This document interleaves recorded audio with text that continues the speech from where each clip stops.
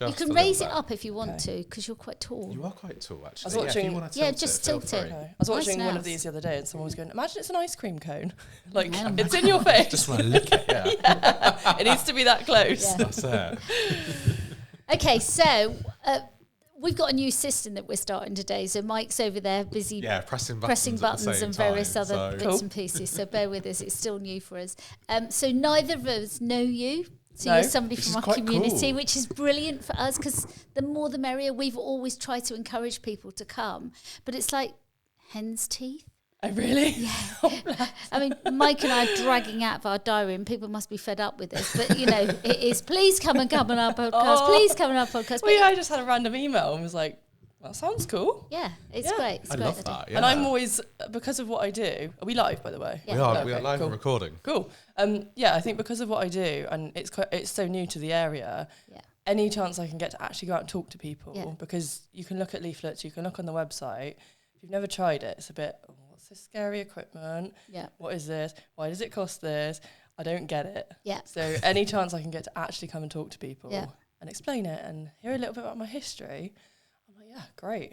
Right, good opportunity. I think this is a good opportunity to let people know what you do, please. So I'm Jenny, and I'm a holistic movement therapist. Okay. So I'm trained I run Conscious Pilates, which is my business. So I'm trained in equipment Pilates. Mm-hmm. So I've done a full course of like rehabilitation focused Pilates, and I'll tell you a bit about my history and what got me into it as well in a minute. I'm also a Franklin Method educator, so most people give me a blank face and go, what's that? Yeah. You can tell him what it is, because I know. Oh, you've heard of it? Go on. Oh, amazing. This is nice. It's a rarity when someone knows what it is. So Franklin Method is a modality of teaching that helps people be empowered about how their body naturally functions. It links the mind and body. And in doing what I do, and the history I have as well, getting anything mind-body related, I'm all about that. Hence why I'm a holistic movement therapist. And do you want to explain who Franklin is? So Eric Franklin is the guy that came up with it. He has taken inspiration from a couple of women from the early 1900s. He does a lot of work on imagery. So imagine, we have a lot of cues on, imagine that your shoulders are light like balloons, and think using your mind to improve how you move. So it also helps get rid of negative connotations. So if you've never heard of Franklin Method, for example, what would you say when I say, what do you think of your spine? What comes to mind? That's a very good or just the spine in general. What do you hear? Oh, I don't know, really. Probably a mixture of rigidity, strength, and let's not break your spine because you're going to be in hospital for a while. Okay. And is that what you were expecting? Yeah, and there are different ranges, and especially if you've had any spinal problems, quite often I'll ask a group this, and they'll go, herniated discs and bone on bone and problems, and all this negative language comes up, and it's taking that, and if you wear a broken disc and bone on bone, and you tell yourself this stuff, you're not going to move very well. You're going to feel you're going to be very sort of stiff. Yeah. If you tell yourself you're stiff, you're going to move like you're stiff. Yeah, of course. So we kind of spin that on its head and go, well, how would you like your spine to move, or your shoulders to move, or whatever it may be?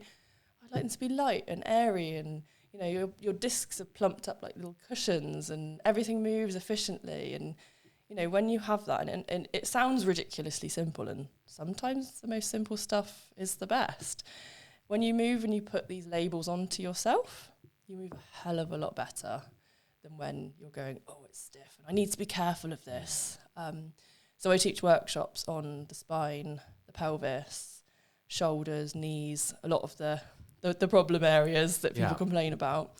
And it can be really empowering to understand how these different joints work.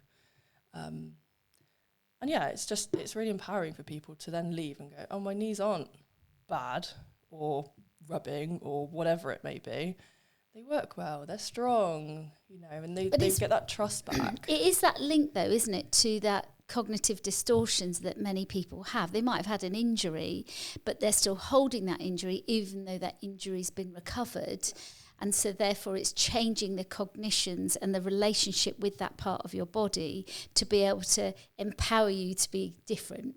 Exactly. So, you know, so your life can be significantly different about that, rather than actually just assuming because you broke your back 20 years ago that your back is still, yes, you might get the odd twinge, but it doesn't stop you from doing 90% or 99% of the things that normal people who haven't had a break. Yeah. And I think it's something like, don't quote me on this, I think it's about 90 days, every single cell in our body regenerates.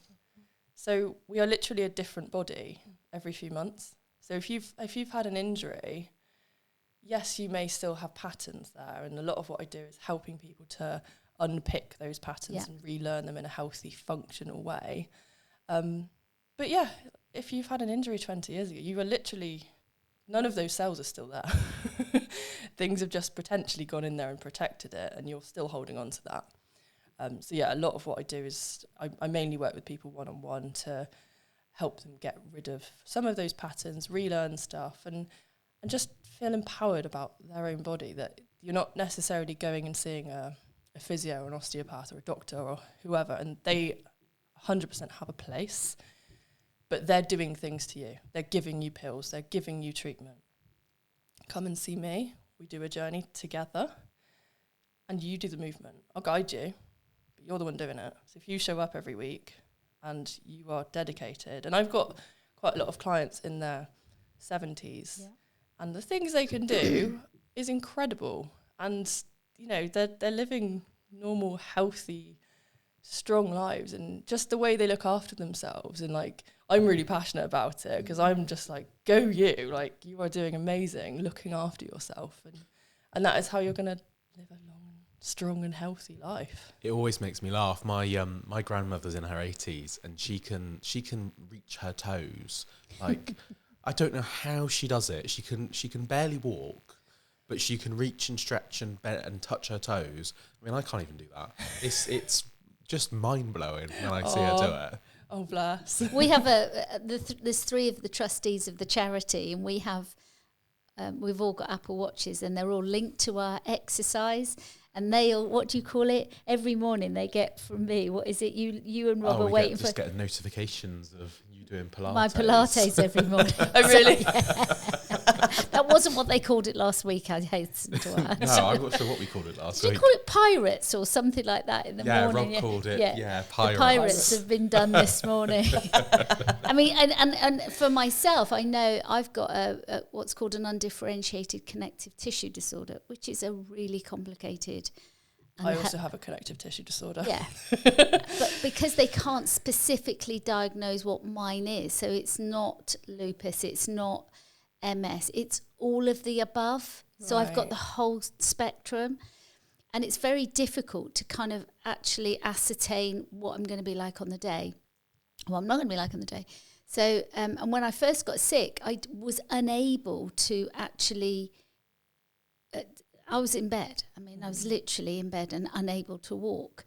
And that probably went on for a long time, about 3 years, when I was literally virtually disabled by it in most aspects of my life. And then I started, I got medication to manage it because it was just unmanageable. It was out of my hands, really. And that worked absolutely brilliant. I got a fantastic specialist that got me on track. And probably last 6 months, I started to, because I used to do Pilates for 3 times a week. That fell. It was I love it. And then I started doing it at home every morning. I was doing it, and I had some one-to-one sessions and found it useful just to get me back on track. And then I went back to doing it every morning. I literally do it every morning apart from 1 day a week. Amazing. And I love it. Love it. Good. It's nice and to the hear. difference it does to you, I think that's the thing, isn't it? It's that whole model. And Franklin's model is very much about the whole person and looking at the whole person instead of looking at specific areas. Yes, you can focus on specific areas, but it's that whole model person and recognizing that we are a whole. We've got a finger, but to get that finger to work, it takes a lot of brain and everything's connected. Yeah. And I have a lot of people come in and they're like, oh, I've got a bad shoulder. And I'm like, right, what's going on with your hips? Yeah. Oh, well, that's all right. Well, I can see something there. Yeah. And that will be talking to what's going on in your shoulder. But that's on the other side. Yeah. All connected. Yeah. And this is why a lot of the time I start at the feet and work up because everything starts down there and it will send your pelvis out and vice versa. And yeah, it's incredible how just the whole body is connected. But I liked what you said about that bit about the doing and the taking responsibility, because I think that's really important to recognise. Yes, while there are places for physios and chiropractors and your GP and various other bits and pieces, but there is also that part of this empowers you to do something about the challenge that you are experiencing. Yes, 100%. And we spent a month in America at the end of last year, and I don't particularly agree with their health model over there. But one thing I did notice, because you have to pay for your healthcare, people generally were looking after themselves a lot better and were paying for a lot more of the holistic treatments and keeping themselves fit. And, you know, one-to-one Pilates out there is a normal thing to do.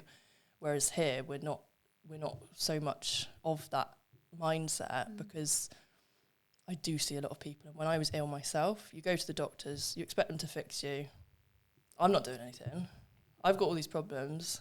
Give me a pill and I'll be miraculously better tomorrow. So a few years ago, I was actually in a wheelchair from what I now think is probably hypermobile EDS. Yeah. But at the time, I was diagnosed with ME, chronic fatigue. Good old umbrella term. Yeah. But it was debilitating. And did you not get the fibromyalgia one as well? I didn't officially. Well, that's the common one as well. That's another one, isn't it? Yeah, it was just keep having painkillers. Yeah. Drug you up. Yeah, and I was on a full dose of tramadol every day. Oh my gosh. Wow. All sorts of other stuff. That's really addictive as well. Yeah. Long term. Yeah, and different antidepressants, different nerve pain. Oh God, all sorts of stuff. Like you could pick me up and I'd rattle. And this was me in my early mid-20s in a wheelchair, like sat comparing what pills I was on with my 90-year-old my grandpa. Wow. Yeah. So yeah, it was not the most pleasant, but I think a change of diet. So I'm vegan now, and I realise having dairy my whole life and putting something that inflames my whole system into me every single day because it's in everything, never having cut it out, was flaring me up constantly. So I cut that out. That suddenly gave me a surge of energy. I then started to see. How did you sort of realise that? What did you do? Did you do a test? Did you just trial and error? I was working in food production at the time as a food buyer, and being the buyer, I had to buy something like 300,000 tons of dairy a year, something like that, and like a disgusting amount of dairy, and it was all done on price. There was nothing to do with like animal welfare, and it was when the veganism movement was kind of just starting, and we were starting to launch vegan products, and I was tasked with looking into it and looking at what veganism is and what you can and can't have. And the more I looked into it, the more I was like, hang on, this makes sense because I'm all for animal welfare. There's an environmental aspect to it as well. There's the health aspect. Let's give this a try. So I did it for a week. I've also got a severe nut allergy. Okay. So I was like, I'm never going to be able to do this, but I'll try it for a week. I'm just checking the house that's got no nuts locally. I can have them, they're fine around, just don't feed them to me. I'll do my best. Did you know that you had a nut allergy? Yeah, I did it at the time. And this is my multi-body sensitivity stuff. So yeah, I cut dairy out for a week. Wasn't eating meat at the time anyway. You screwed your nose up at meat. Oh, I know. There's nothing wrong with meat. There is if you're me. There is if you're a vegan. Yeah. So, I went vegan for a week, and then I went back and had dairy and felt like I was going to throw up for like 3 days. So I just thought, okay, my body's telling me something here that this isn't agreeing with me. So that was the journey of me becoming vegan. But yeah, it gave me all this energy, which then allowed me to then go and see a physio. I then got into equipment Pilates because it's so supportive over mat Pilates, and especially if you're hypermobile or have any kind of chronic condition, it's gentle enough that it can hold you without having to put all your body weight into something. And I have a lot of people that have got ME and chronic fatigue and PTSD and lots of these sort of mind-body chronic illnesses. And yeah, I just built myself up from there and eventually got myself out of the wheelchair, thank God, because that wasn't the nicest place to be in my 20s. And built all this energy up. Also saw a therapist, which hugely helped. Got rid of some toxic relationships in my life and, you know, all this stuff. And I then got a surge of all this amazing energy. And a couple of years ago when we went into lockdown, I thought, I'm not aligned with the job I was doing. What were you doing? Were you still doing the dairy job? No, I was dairy job. No, I was, and this is one thing one of my clients literally just point blank laughed in my face when I told her what I used to do. I used to be a senior commercial manager for the MOD working on warships. Wow. Yeah, there you go. She's like, you used to do that? Really?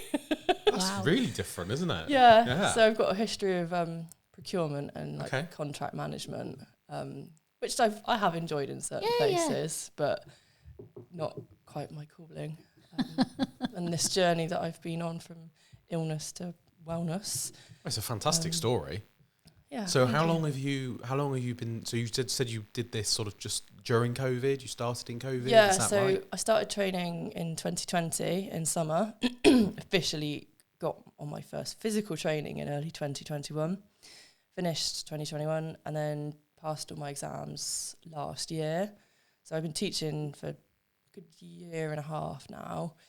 So yeah, fairly sort of new to it. I managed to get a Franklin Method scholarship last year. Wow. Also trained as a meditation teacher. So yeah, kind of threw myself in and love it. And yeah. Lots of strings to your bow, as it were. Yes. Yeah. I love it, talking to somebody who has kind of, who's quite like-minded to me. Because, I mean, I've been in practice as a therapist for a long time, over 30 years. But also having worked... So I don't know if you know about me at all, but I have a drug and alcohol rehab in Burnham-on-Sea, which is, we use a biopsychosocial model. Mm-hmm. Yeah, love that. and that's it. So, and all of my work throughout the whole of my career, which is 30-something years, has been about the biopsychosocial model, because it's very easy to be a therapist and just, like, as you say, focus on that physical side, but actually for yourself, like, you recognise the value of therapy. Mm-hmm.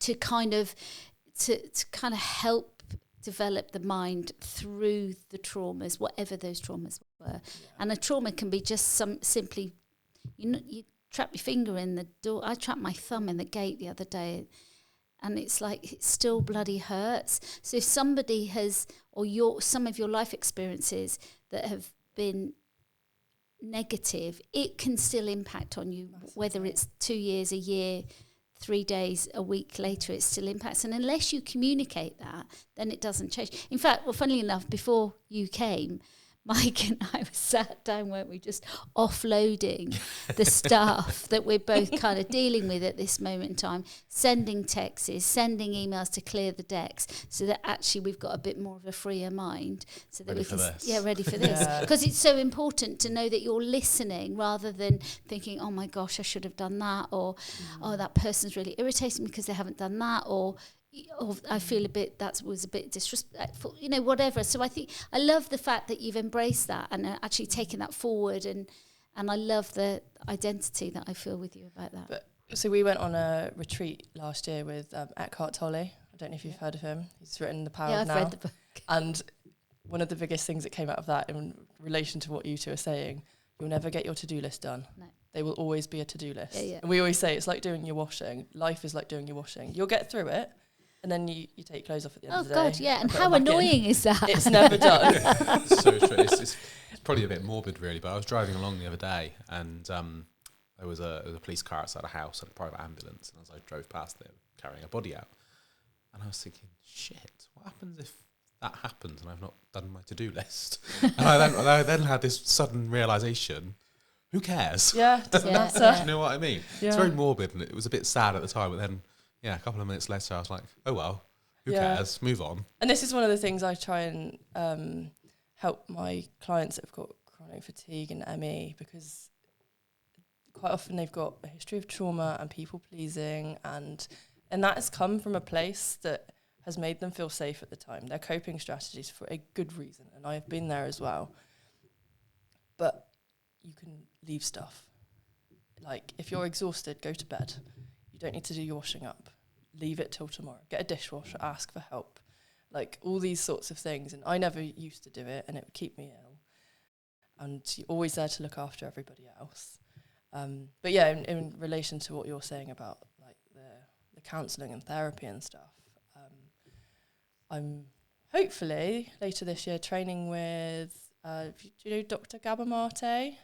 Yeah, love his stuff. A course called Compassionate Inquiry, because I'm attracting people that have a very similar history to me. There's a lot of stress and trauma that's held in their bodies, that there's the therapy modality, and then there's also the physicality of it, and just to marry those two together and to help, release some of that trauma that is held in their bodies, that I have been on myself.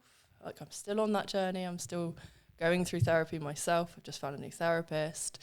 It gets held in your body, and especially when something traumatic happens, and like you were saying, it could be something like you've trapped your thumb in a gate. There's big T trauma and small T trauma. So for me, like, I went through, my first boyfriend was extremely abusive towards me. My dad died when I was 13. They are like big T traumas. But there's also things like you weren't picked up as a child when you were crying. So you then learnt, don't cry, be quiet. You're only praised when you've done something successful, or you only get attention when you kick off and have a tantrum. You take these into adulthood. We're all just children inside that want to be seen. And a lot of the time, if that's not addressed, it manifests in pain, fatigue, problems systemically in the body. But also there's that other side to it, isn't there, which is how you compensate for yourself psychologically, as well as, that's a lot of that is linked to addiction and like you said, people pleasing, that overactive kind of effort, making too much effort. Yeah. And, I don't know if you've watched much of Gabamarte stuff, probably. He'll go round to the room and he'll say, how many of you are addicted to alcohol, drugs, social media, sugar, caffeine, all this stuff? Like, I think we all have a thing. Definitely. We're all addicted definitely. to something. That's it. Have you read the book, The Myth of Normal? Yeah. I love that book, because I think what you've just said, that bit about the connection between the unborn child, the born child, the adolescent, the adult, and all of those connections. And it's just like the body. The reality is if you don't look after yourself in pregnancy, it's a known fact that a child's development will not be good. Yeah. And that goes on throughout the whole of your life. And it is all of those connections that go with it. So if you don't exercise regularly, even if it's simple exercise, your body's going to seize up. Yeah, exactly. It's a fact. Exactly. If you sit in a wheelchair all the time and you could have the capacity to walk, then walk. We get good at what we practice. Yes. Whatever that may be. But yeah, in saying that, I look back at, why did I get ill and not my brother? My brother's younger than me, so, he had different parents to me. But, like, my parents were my dad had a job in Berlin. My mum didn't want me to be born over there because it was the early 90s. So she spent her pregnancy back and forth between Germany and the UK, stressed, literally shot home, had me, a fairly traumatic, by the sounds of it, forceps delivery. And then I think 11 days later, off we go back to Germany, without much support from my dad because he was working, or friends and family. She's there on her own in a country she can't speak the language of. And then I'm like, oh, I wonder if this is why I got ill and, developed in the way I did, because I came in stressfully. Yeah. So it makes a lot of sense why I've probably turned out the way I have. But I'm 32 in a couple of weeks' time and hopefully have figured this out at a fairly young age. You two are the same age then, right? Yeah, virtually. You're I'm 31. You're 31 next November. Okay, yeah, I'm 32 next month. Yeah. So, Are you? Yeah. Did you go to school locally? So I'm from Portishead. So right, okay. But all my family are from Cheddar on my mum's side, actually. Oh, okay. Oh, really? Yeah. Oh, that's weird. Yeah, so if you know any Fowlers in Cheddar. Yeah, I know a few. Yeah, that would be my family. Right, okay. Because the other side of it is, and I think it keeps coming up in my head, is that bit about focusing on your career, and it's like, but also not, because I've engaged with lots of people that wanted to kind of help people with their psychology, but actually then don't go on and do any qualifications for their psychology. And I don't agree with that. I think you either go and you do a counselling course and it takes your 7 years or whatever it does to actually qualify, rather than, because people get exposed with somebody that's not necessarily able to kind of support that person appropriately. Yes, you may be able to support them appropriately with the physical connection and all of that, but psychologically it's a burden that perhaps is too big for you to carry, if you see what I'm saying, or are you able to, do you understand what I'm saying? And this is where I'm considering potentially, because I studied psychology at GCSE and A-level, and got into uni to study it, and then went off and did a gap year and never went back. So it's, and I realise now. Sounds like a plan. Yeah. I realised. Where did you go for your gap year? Went to Sri Lanka, only for 3 weeks, but I was like, I can earn money and buy a new car. I think I'd rather do this than than go to uni. And university isn't all it's made out to be. And anyway. I didn't know what I'd do out of it either. Yeah. And that passion's still there. I've had to go in, learn some life lessons. So it's the thing that I'm considering maybe going down that route. But at the moment, I find a lot of people are coming in and I want to be able to hold that space for them. I completely will point them to, you need to go and see a therapist. Yeah. It's a multi, you need to look at your diet, your exercise, your mental health, nutritional, all this stuff, who you've got around you. I can't fix people. No. They have to take some responsibility for that. And this is why I'm quite open talking about therapy. I think the world would be a much nicer place. We'd all be a much nicer people if we all went and had therapy. I concur. But it is also a privilege to be able to go and pay for your own therapist that not everyone is in the position to do.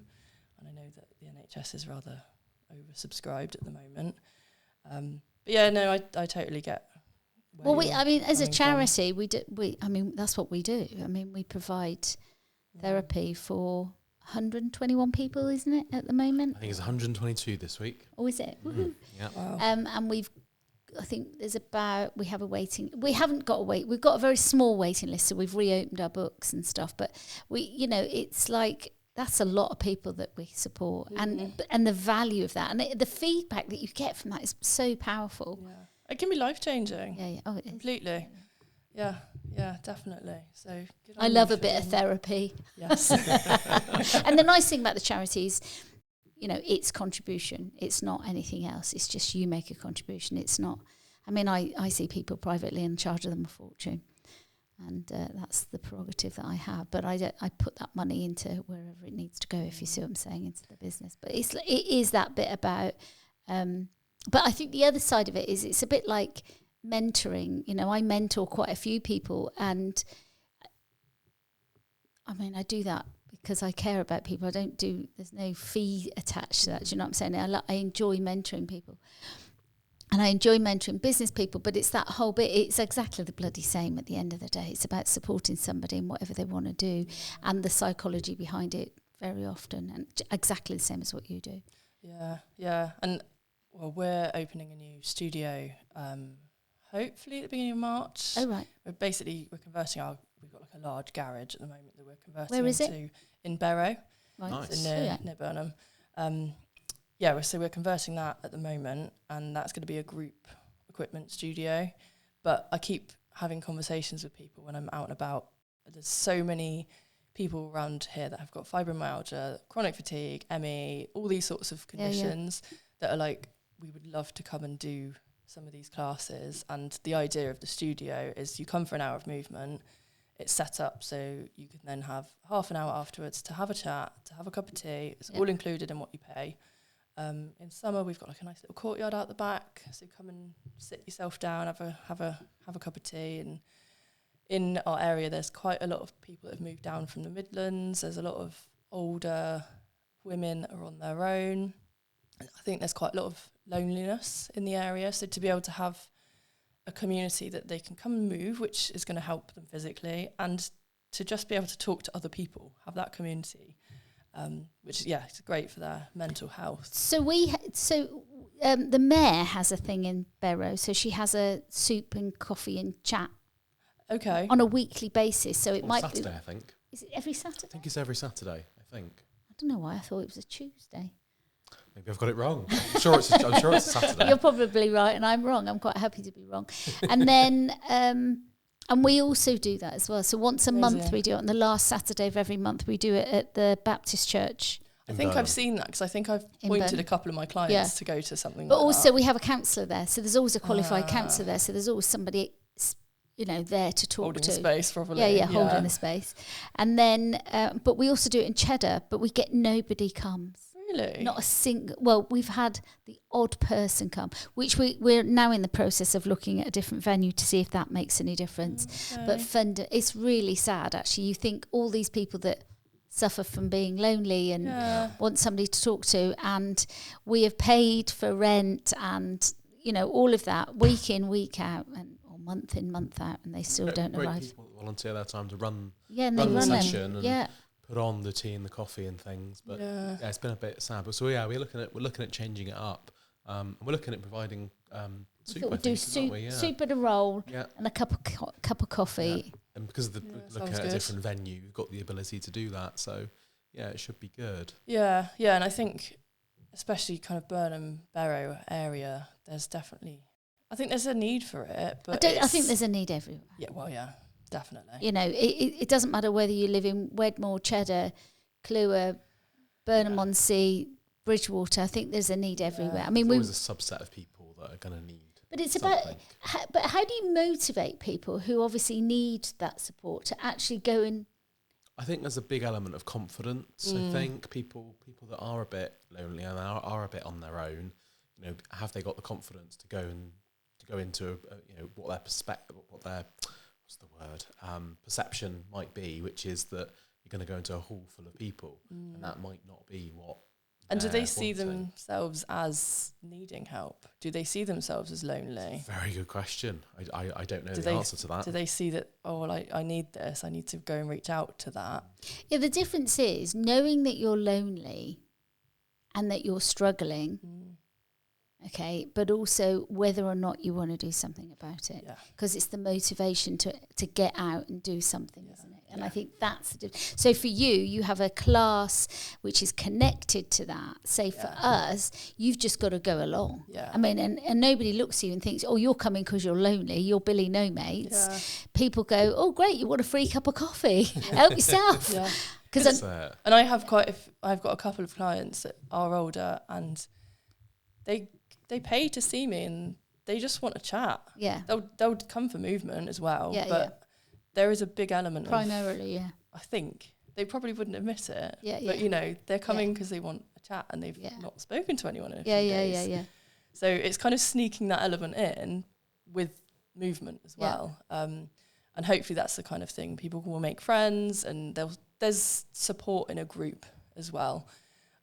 There's a good laugh when people can't do a roll up or someone farts in class. Like, we all just have a giggle because it happens. It's human. Like, don't take it so seriously. Do you want to hear the story about our Centre Parks experience? Go on then. So years and years ago, I don't know if I've ever shared this in a podcast, but years and years ago, Dave, who's my husband, we go to Centre Parks. It's a bit of a family thing. We booked him in for a Pilates class. Okay, so we're in this Pilates class. He's the only bloke in there, and it's all women. And we all go at the back. So we've got myself, daughter-in-law, daughter, and Dave. So we're doing it. And at that moment in time, Dave bends over and lets out the biggest fart. I mean, honestly, the room was pretty silent. And we are in the back, like the naughty kids in the school. We were absolutely wetting ourselves laughing. We couldn't stop. That's it now. So every time anybody talks about Pilates in our house, Dave, do you want to come? No, he's banned. Well, good on him. He's not holding something in. Your pelvic floor's working properly. Forget that. I do always feel when you do go to these classes, because you always want to fart, whatever. Everybody wants to fart when they go on do Pilates. They do, don't they? And it's like, and you go like, oh, can't do that here. It's really embarrassing.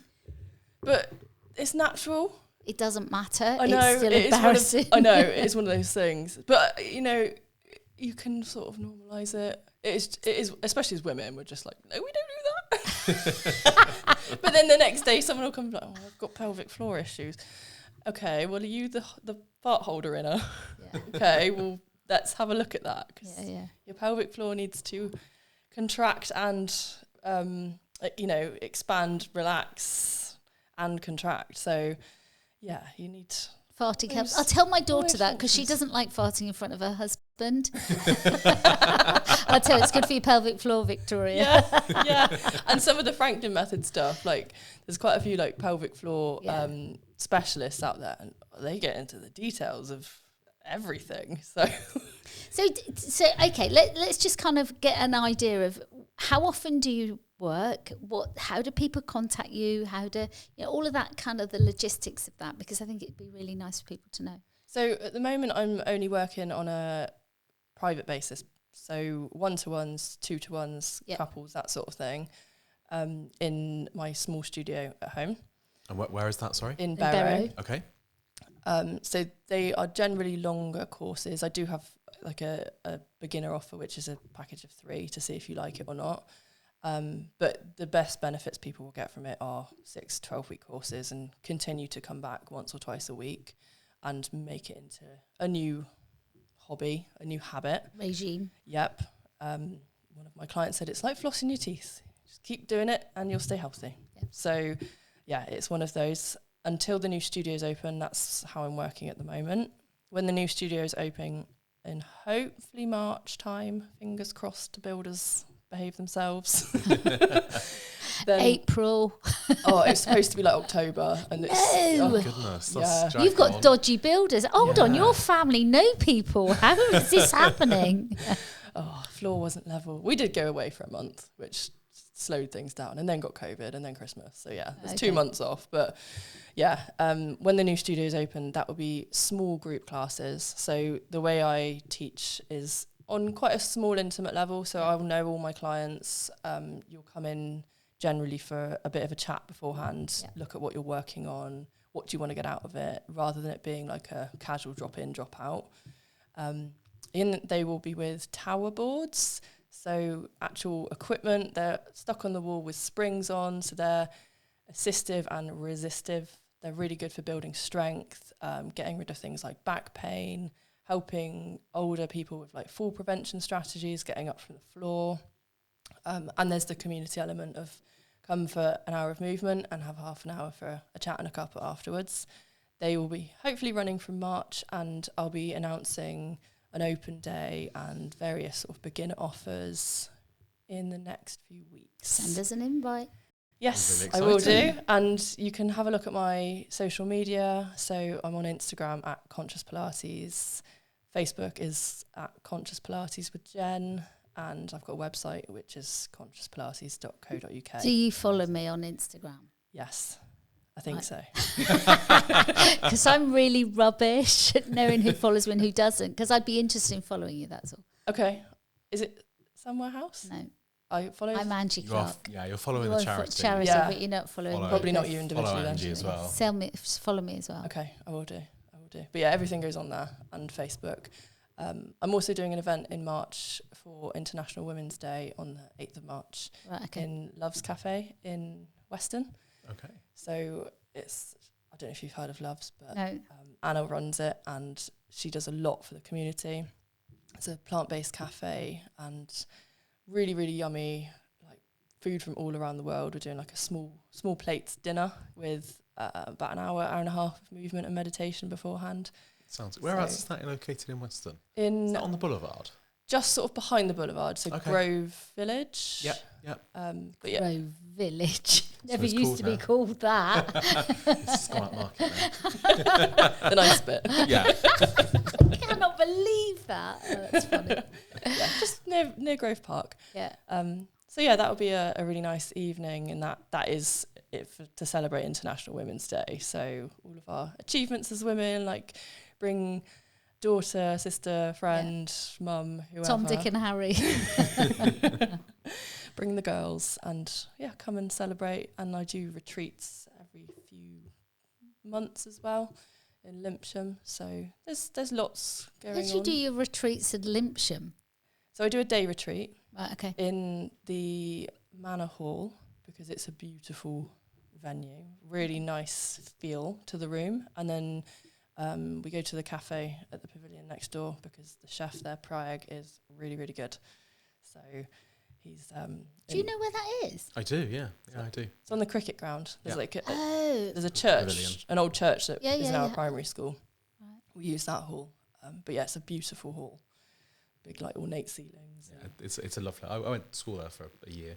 Did you? So, yeah. Yeah, it's nice place. So we go there because you can get food, you can get the chill out vibes. Yeah. We've done sound baths there and meditation and gentle movement, and they're just really nice days. So are you a hippie? No. No, but as soon as you say things like that, that's what people say, isn't Yeah. it? They kind of give you a label, really, isn't there? And I think that, it is. And then people think, oh, it's a bit too weird for me. Yeah, and I think the way I try, how my marketing goes out, I don't know. I try and get to people on a more normal, like, I'm normal, I love a chat, but I also love some of the stuff that, like, Eckhart teaches, being in the moment, being in your body, just noticing the beauty of what's around you and accepting what is without having a spiritual ego and being like, oh, I'm not doing that because... It is what it is, yeah. It's just another ego. Have you read the book The Present by somebody Spencer?